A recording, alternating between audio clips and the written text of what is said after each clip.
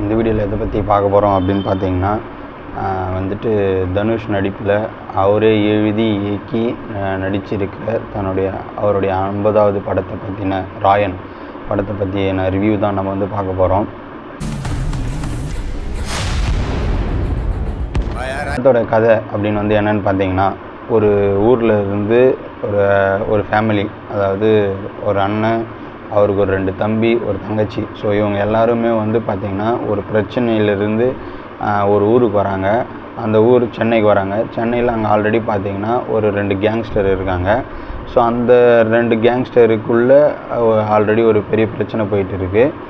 அதுக்குள்ளே இந்த ஃபேமிலி எப்படி போனாங்க, அவங்க எப்படி அந்த பிரச்சனைக்கு அதனால் வந்து என்னென்ன பிரச்சனை, அதுலேருந்து இவங்க எப்படி சமாளித்து வெளியே வந்தாங்க அப்படின்றது தான் இந்த படத்துடைய ஒரு கதை.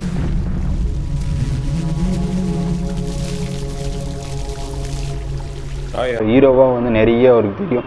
ஸோ டேரக்ஷனாக வந்து இதுக்கு முன்னாடி அந்த பாப்பண்டி அந்த படம்லாம் எடுத்திருக்காரு. ஸோ இந்த படத்தில் கம்ப்ளீட்டாக தன்னை வந்து ஒரு டேரக்டராகவும் வந்து நிரூபிச்சிருக்கிறாரு அப்படின்னு தான் சொல்லணும்.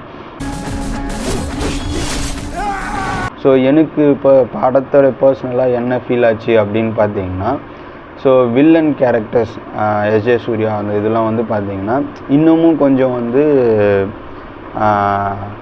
நல்லாவே கொடுத்துருக்கலாமோ அப்படின்ற மாதிரி ஃபீல் ஆச்சு. அவன் பெரிய ஆம்பளை, தைரியசாலி, அவன் இங்கே வந்து போட சொல்லு. ஒரு ஃப்ளாட்டாக போகிற மாதிரி இருந்துச்சு. ஒரு வில்லன் கேரக்டருக்கான ஒரு மாஸ் பவர் இன்னமும் கொடுத்துருந்தா இன்னமும் நல்லா இருந்திருக்குமோ அப்படின்ற மாதிரி ஃபீல் ஆச்சு லைட்டாக. ஸோ ஏஆர் ரஹ்மான் மியூசிக்கலாக இருக்கட்டும், அந்த போயிட்டு நிச்சயமாக இந்த படத்தை ஒரு டைமாவது தேட்டரில் பார்க்கலாம். ஸோ உசிரே நீதான்